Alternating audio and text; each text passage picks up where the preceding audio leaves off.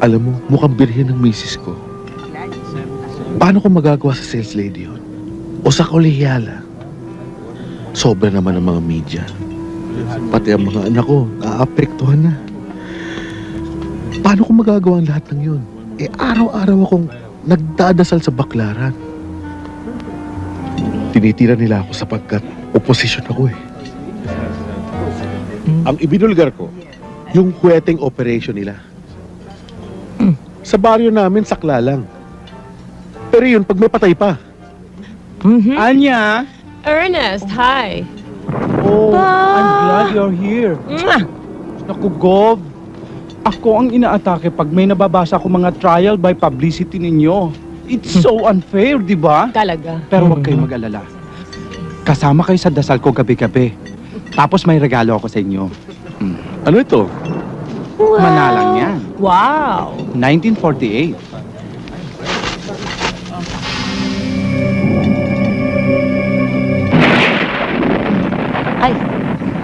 Ay na naman.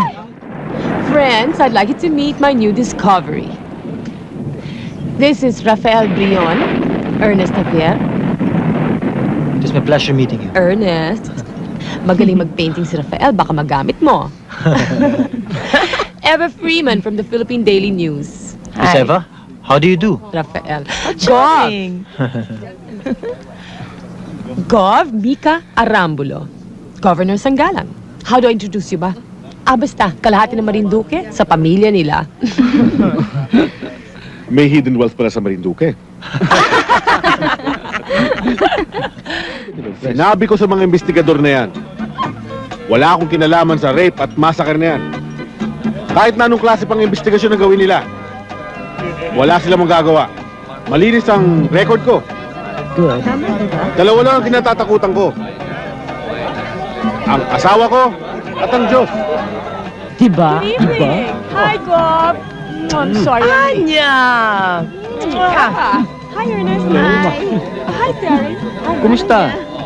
Did I interrupt something? Sinasabi ko lang sa kanila na wala akong pinapatay. Pinapatay ko yung mga daga sa restaurant mo. Pati pa naman yung kinikwento niyo. Governor, ilang mayor ho ba ang pumirma doon sa manifesto ninyo? Maraming mayor, senator, governor, congressman, lahat pumirma, pati mga general, declaring my innocence.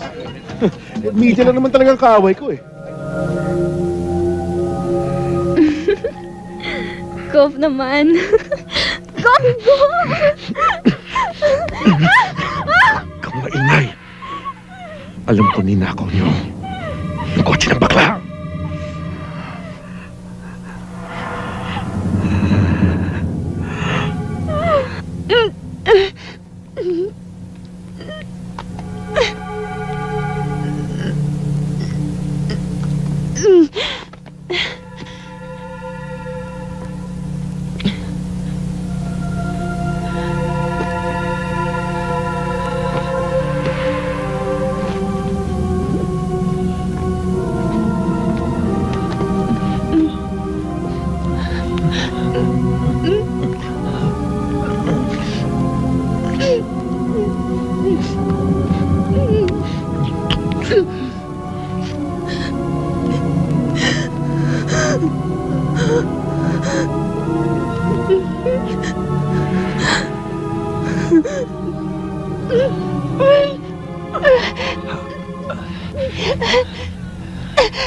Stop!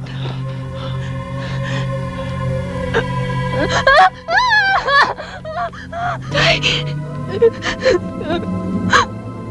Huwag po. Tay, parang awa niyo na.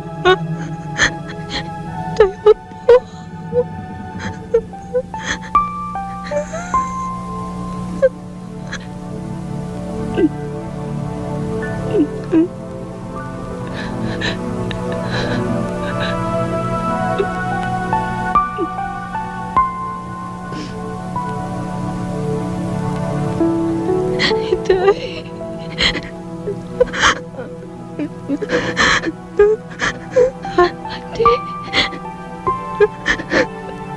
Ate. Ate, tulungan mo mo ko. Mercedes, kabit ni Ronyo. Wala akong pakialam kung kabit ni Judas yun. Kunin niyo yung kotse sa party ni Mercedes. At kung hindi, wala kayong matatanggap sa akin. Narinig mo yun? Gov, Makinig ka. May scoop ako para sa'yo. Naalaman ng mga tauhan ko kung sinong mastermind ng carnapping syndicate. Si Anya.